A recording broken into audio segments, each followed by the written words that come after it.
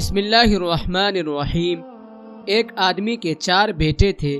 وہ چاہتا تھا کہ اس کے بیٹے یہ سبق سیکھ لیں کہ کسی کو پرکھنے میں جلد بازی کا مظاہرہ نہ کریں، لہٰذا اس بات کو سمجھانے کے لیے اس نے اپنے بیٹوں کو ایک سفر پر روانہ کرنے کا فیصلہ کیا اور دور دراز علاقے میں ناشپاتی کا ایک درخت دیکھنے کے لیے بھیجا۔ ایک وقت میں ایک بیٹے کو سفر پر بھیجا کہ جاؤ اور اس درخت کو دیکھ کر آؤ۔ باری باری سب کا سفر شروع ہوا۔ پہلا بیٹا سردی کے موسم میں گیا، دوسرا بہار میں، تیسرا گرمی کے موسم میں اور سب سے چھوٹا بیٹا خزاں کے موسم میں گیا۔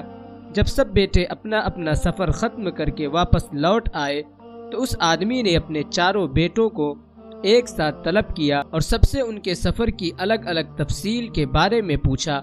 پہلا بیٹا جو جاڑے کے موسم میں اس درخت کو دیکھنے گیا تھا، اس نے کہا کہ وہ درخت بہت بدصورت، جھکا ہوا اور ٹیڑھا سا تھا۔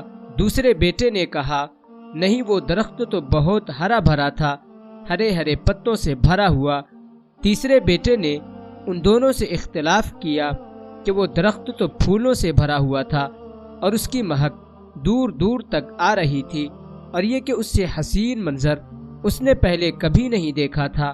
سب سے چھوٹے بیٹے نے اپنے سب سے بڑے بھائیوں سے اختلاف ظاہر کیا کہ وہ ناشپاتی کا درخت تو پھل سے لدا ہوا تھا اور اس پھل کے بوجھ سے درخت زمین سے لگا زندگی سے بھرپور نظر آ رہا تھا۔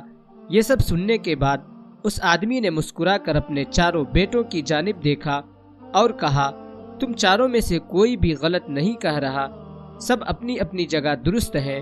بیٹے باپ کا جواب سن کر بہت حیران ہوئے، ایسا کس طرح ممکن ہے؟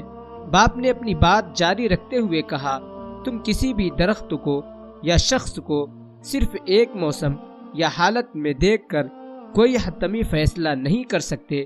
کسی فرد کو جانچنے کے لیے تھوڑا وقت ضروری ہوتا ہے۔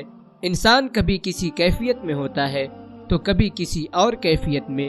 اگر درخت کو تم نے جاڑے کے موسم میں بے رونق دیکھا ہے تو اس کا مطلب یہ نہیں کہ اس پر کبھی پھل نہیں آئے گا۔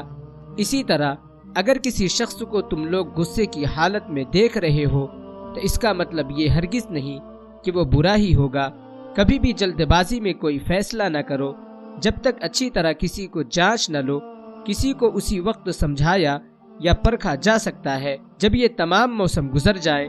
اگر تم سردی کے موسم میں ہی اندازہ لگا کر نتیجہ اخذ کر لوگے تو گرمی کی ہریالی، بہار کی خوبصورتی اور بھرپور زندگی سے لطف اندوز ہونے سے رہ جاؤ گے۔ صرف ایک دکھ، پریشانی کے لیے اپنی زندگی کی باقی خوشیوں کو داؤ پر مت لگاؤ۔ زندگی کے ایک برے موسم کو بنیاد بنا کر باقی زندگی کو مت پرکھو۔